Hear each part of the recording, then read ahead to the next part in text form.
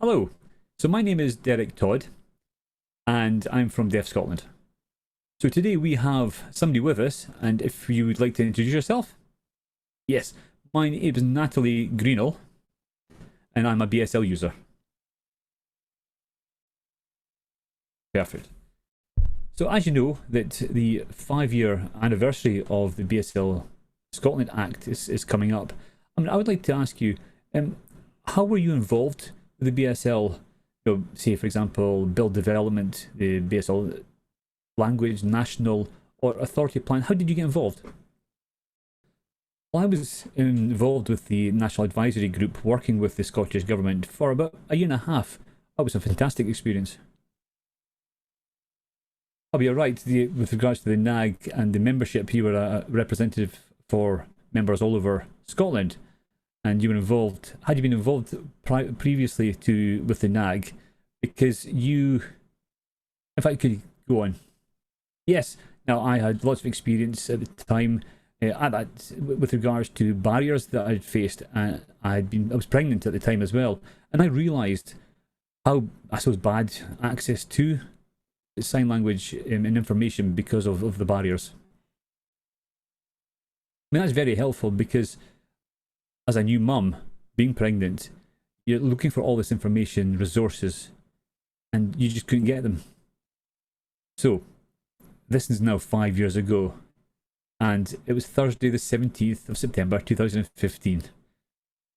When the BSL Scotland Bill was passed, do you remember where you were exactly? And what did you think of that historic moment? I mean, I remember that day very well. I was home and I was looking after my 2.5-month-old baby, who's deaf. And when I found out that my baby was deaf, I did worry slightly about the future, because obviously I had barriers. And I was thinking, are those barriers going to be passed down to my baby?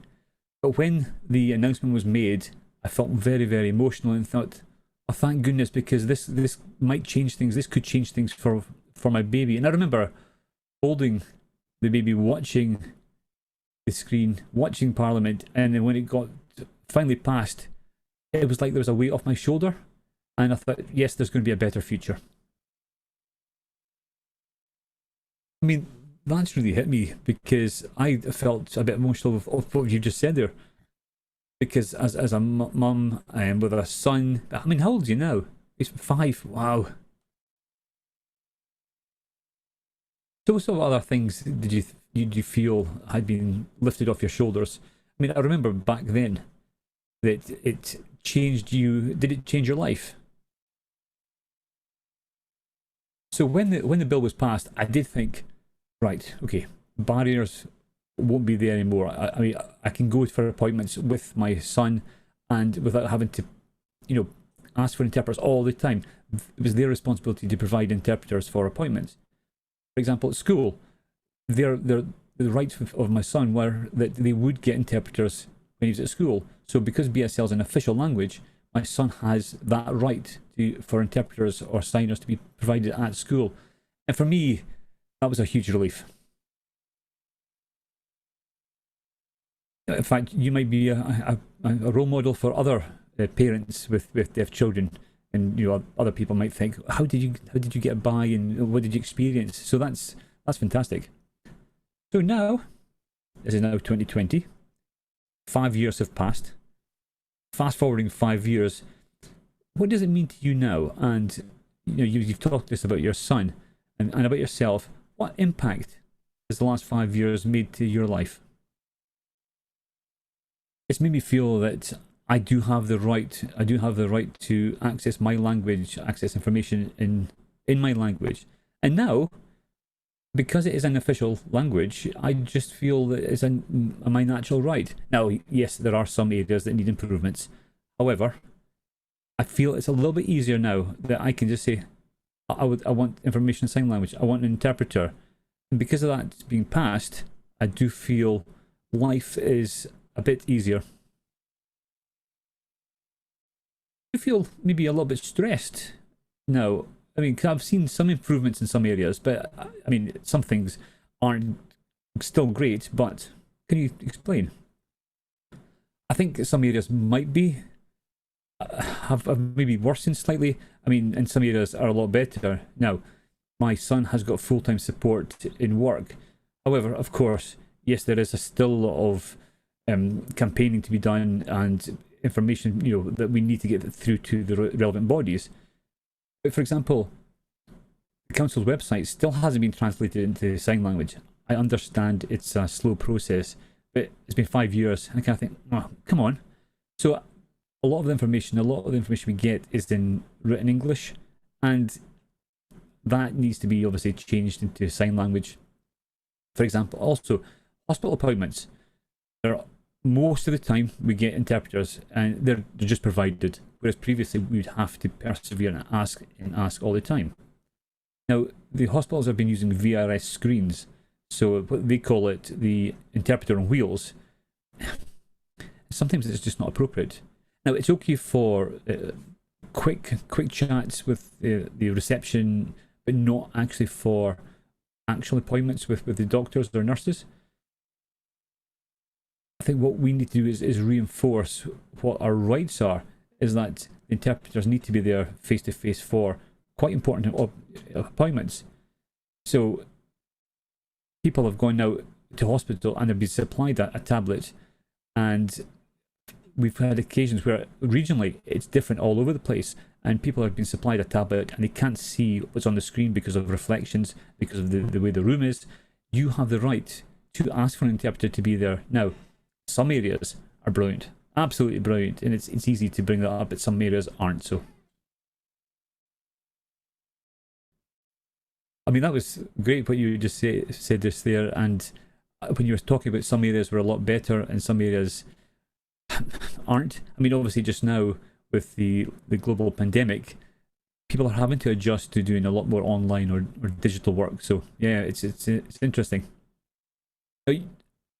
I know that you do a lot of advocacy work and maybe signposting to different areas. So that's great. So now it's 2020, and looking to the future, what's the one thing you hope to see next?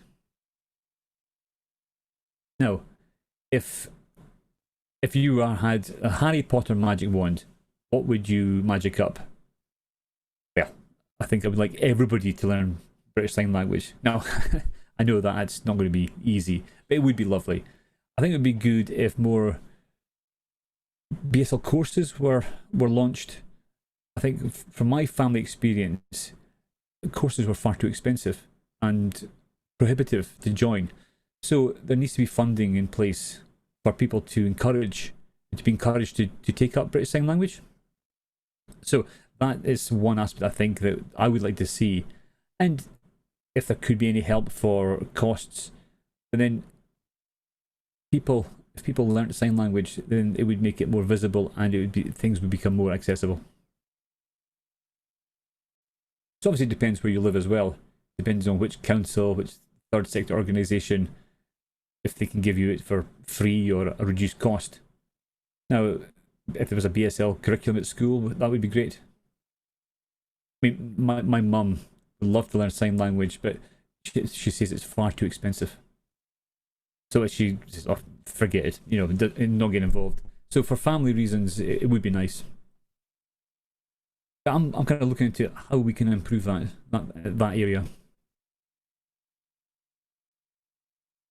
The BSL plan has said that we need to raise awareness of the language of sign language and to help people learn. So potentially that's something that we can follow up on, which nicely leads into the next question. What's the one thing that you could do every day to ensure BSL users are included in society as equal citizens? So if there was one thing, what would that one thing be? Of course, it's important for the BSL community to give their perspectives, their views and feedback. And I think it's also important for other people to listen to us, listen to our community. And I think it would be really nice for everybody to work together and work in a way that it provides a better relationship with everybody. I mean, we've done a lot of collaboration work, a lot of networking previously, and especially with the BSL NAG, the National Advisory Group, we did a lot of listening to, especially as somebody like yourself, when you gave us your experience of your life and talking about when you were a child with your mum, talking about yourself as a deaf person, talking about growing up at education levels at college, the barriers you face going into work.